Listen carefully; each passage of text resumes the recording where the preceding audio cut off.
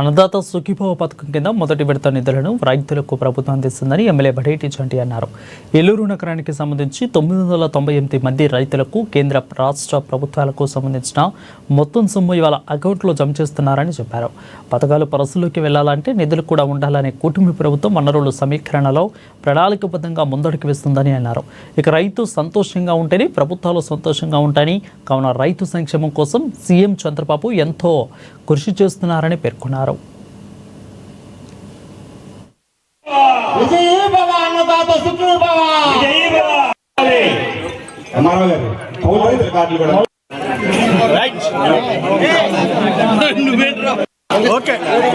రైతే దేశానికి వెన్నెముక.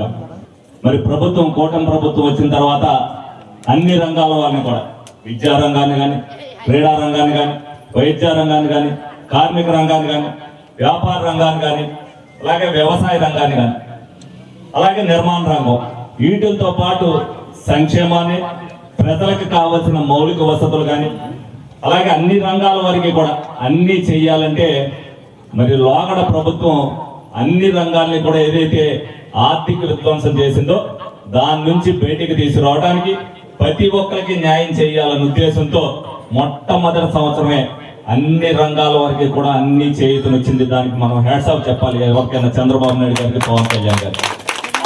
ఎందుకంటే ప్రభుత్వం అనేది 5 కోట్ల మంది ఆంధ్రులను చూస్తుంది, ఆంధ్రప్రదేశ్ అభివృద్ధి పాటు సంక్షేమాన్ని చూస్తుంది.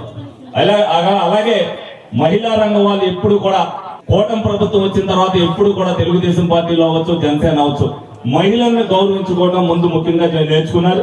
ఆ మహిళల పట్ల ఏదైతే వాళ్ళు 5 సంవత్సరాలు అనుసరించిన దాన్ని ఖండిస్తూ మరి ప్రతి ఒక్కరు కూడా అభివృద్ధి దిశగా ప్రయాణం చేయాలనే ఉద్దేశంతోనే ఈ రోజున అన్నదాత సుఖీభావ భాగంలో మరి కేంద్ర ప్రభుత్వం నుంచి కానీ, రాష్ట్ర ప్రభుత్వం నుంచి కానీ, మరి ఏదైతే మన ఏలూరు నియోజకవర్గానికి సంబంధించి రమారమి 998 మందికి మరి అందరికీ కూడా మొదటి విడతగా 7,000 రూపాయలు వాళ్ళ అకౌంట్ లో పడటం జరుగుతుంది. ప్రతి అకౌంట్ లో కూడా పడితే ప్రతి రైతు కూడా బాగుండాలనే ఉద్దేశంతో మరి అలాగే సహకార సంఘాలన్నింటినీ కూడా ఏదైతే రైతుకి రుణం కావాలంటే ఎక్కువ ఇబ్బంది పెట్టుకోకుండా వాళ్ళకు కావాల్సిన సకల సదుపాయాలు